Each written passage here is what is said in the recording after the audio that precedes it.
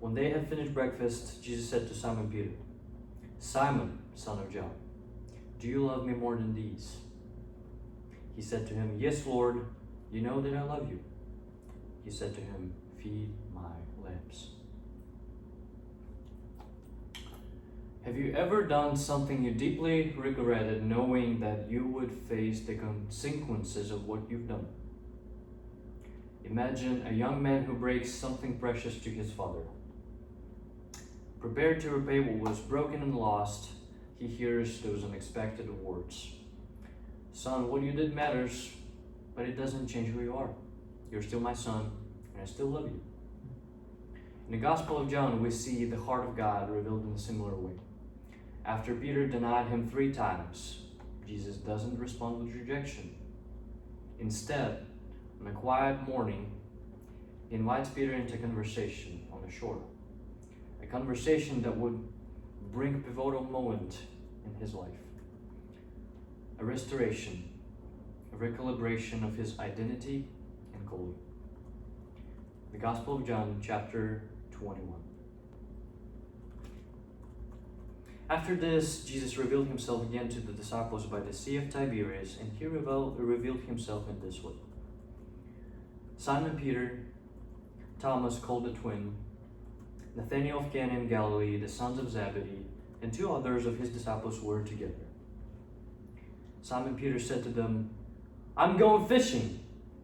They said to him, "We'll go with you." They went out and got into the boat, and that night they caught nothing. Just as day was breaking, Jesus stood out on the shore. Yet the disciple did not know that it was Jesus. Jesus said to them, "Children, do you have any fish?" They answered to him, "No." He said to them, "Cast the net on the right side of the boat, and you will find some." So they cast it, and now they were not able to haul it in because of the quantity of the fish. The disciple whom Jesus loved, therefore, said to Peter, "It is the Lord." When Simon Peter heard that it was the Lord, he put on his outer garment, for he was stripped for work, and threw himself into the sea. The other disciples came in the boat, dragging the net full of fish, for they were not far from the land, but about 100 yards off.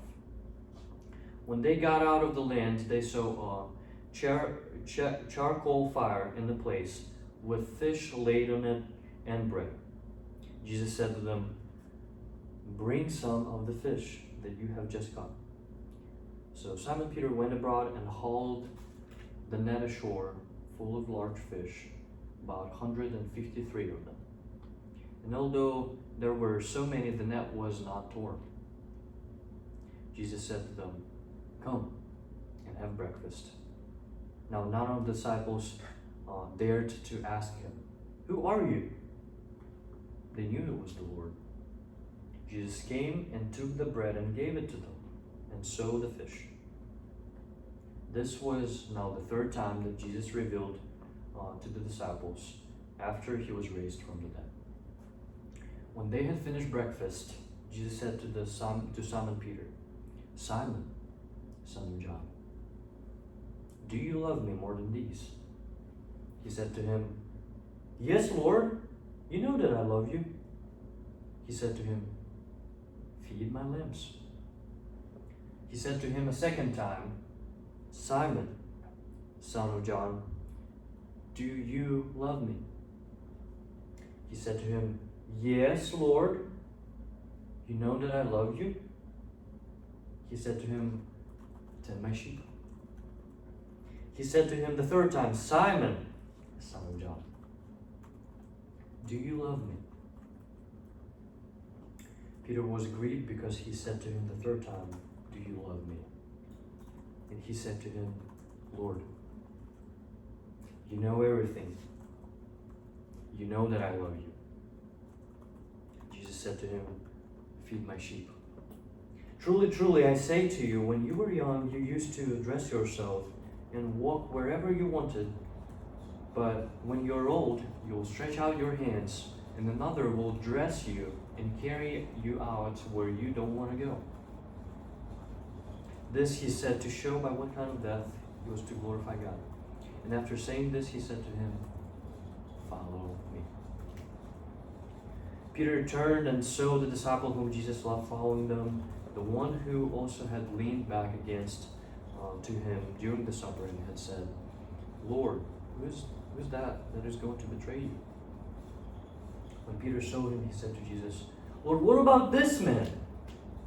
Jesus said to him, "It is my will that he remain until I come.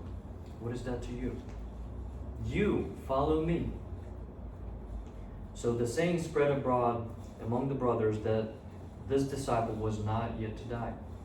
Yet Jesus did not say to him that it was he not to die, but if it is my will that he remain until I come, what is that to you? This is the disciple who is bearing witness about these things, and who has written these things, and we know that his testimony is true. Now there were also many other things that Jesus did. Were every one of them to be written, I suppose that the world itself could not contain the books that would be written. The Gospel of John, chapter 21.